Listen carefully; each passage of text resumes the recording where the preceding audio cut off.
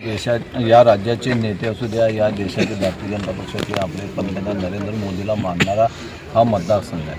आणि या राज्याचे मुख्यमंत्री शिंदेसाहेब असू द्या, उपमुख्यमंत्री देवेंद्र फडणवीस आणि अजितदादांनी ज्या 2.5 वर्षा कालावधीमध्ये सर्वसामान्य माणसाच्या तळागाळाच्या माणसाला आमच्या लाडक्या बहिणीसाठी केलं, हे लोक विसरलं नाही त्या कामाला.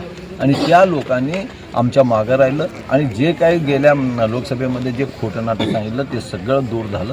आणि त्यामुळं त्यांना विश्वास पटलं की हा महायुती सरकारच आपल्याला पेलू शकतं, आपल्याला तारू शकतं. ह्या राज्याचा विकास फक्त महायुती सरकार. लाडकी बहीण योजना कितपत यशस्वी ठरली असं वाटतं आपल्याला?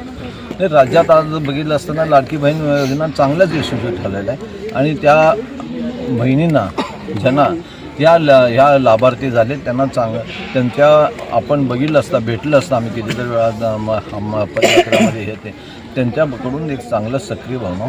मतदारांचे सगळे अंदाज चुकलेले आहेत, अनेकांचे अंदाज जे होते ते चुकलेले आहेत आणि मतदारांनी मोठा मताधिक्याचा कौल तुम्हाला देऊन निवडून दिलेला आहे. पुन्हा एकदा 5व्यांदा तुम्ही आता या ठिकाणी मतदारांना मी खरंच मतदारांचा मी ऋणी आहे.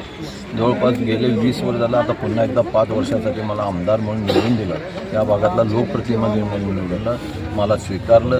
आणि मी सातत्यानं आमच्या सगळ्या कार्यकर्त्यांना किंवा मी सगळ्यांशी बोलत असतो की आपण मत मागत असताना आपल्या कामावर मत मागायला पाहिजे.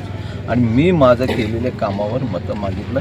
महायुती आमच्याबरोबर होतं, त्यांचंही काम चांगलं होतं, म्हणूनच आज मतदार सगळे आमच्या मागं राहिलं. मतदारांचं जे काही विकास आम्ही ह्या मतदार क्षेत्रात केला किंवा सोलापूर जिल्ह्याच्या विकासामध्ये आमचा सहभाग आहे, त्याच्याही पेक्षा चांगल्या प्रकारे आम्ही काम करून दाखवतो. विरोधकांना काय सांगाल शेवटचा प्रश्न?